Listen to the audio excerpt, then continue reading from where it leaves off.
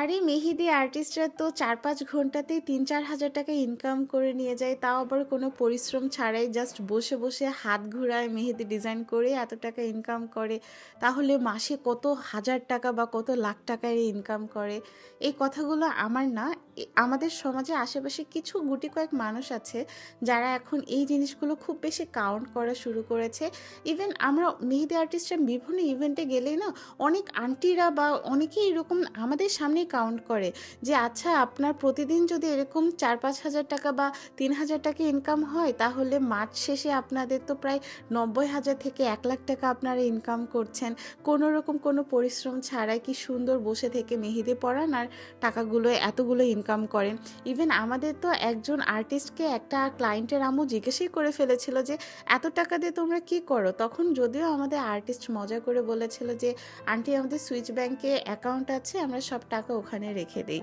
আসলে বিষয়গুলো আমরা ফানি ওয়েতে রিপ্লাই করলেও কথাগুলো কিন্তু আমাদের কাছে খারাপ লাগে।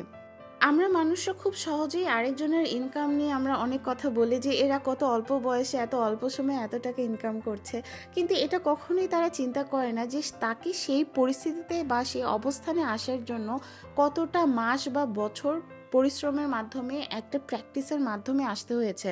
কোনো মানুষ চাইলেই কিন্তু আজকে মেহেদি পেজ খুলে কালকে থেকে ইনকাম করা শুরু করে দিয়েছে বা কালকে থেকে একদম ভরপুর বুকিং বা অনেক টাকা ইনকাম করছে তা কিন্তু না।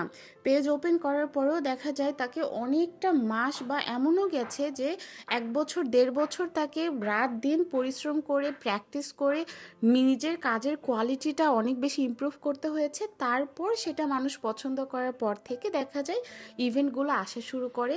তাও অনেকেই মনে করে প্রতিদিন এরকম ইভেন্ট থাকে, তা কিন্তু মোটেও না। বেশিরভাগ সময় দেখা যায় বুধবার বৃহস্পতিবার বুকিংগুলো থাকে।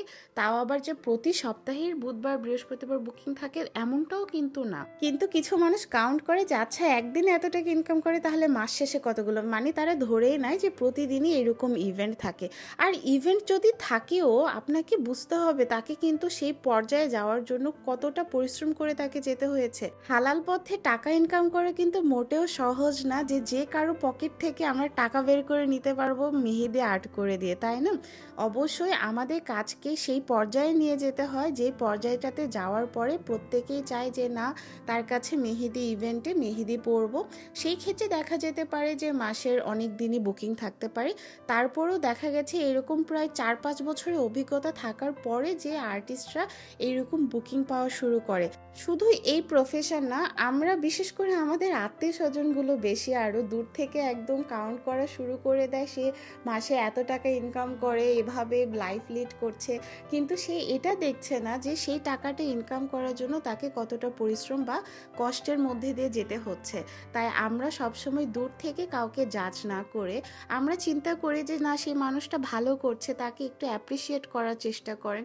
এইরকমভাবে ট্যাগ মেরে বলা যে হ্যাঁ অনেক টাকা তো ইনকাম করো, এরকম কথা যখন আমরা শুনি ওই সময়টাতে কিন্তু খারাপ লাগা কাজ করে যে আমরা কিন্তু এটাও বলতে পারি যে আহারে কতটা কষ্ট করার পরে তোমরা এই টাকাটা ইনকাম করছো।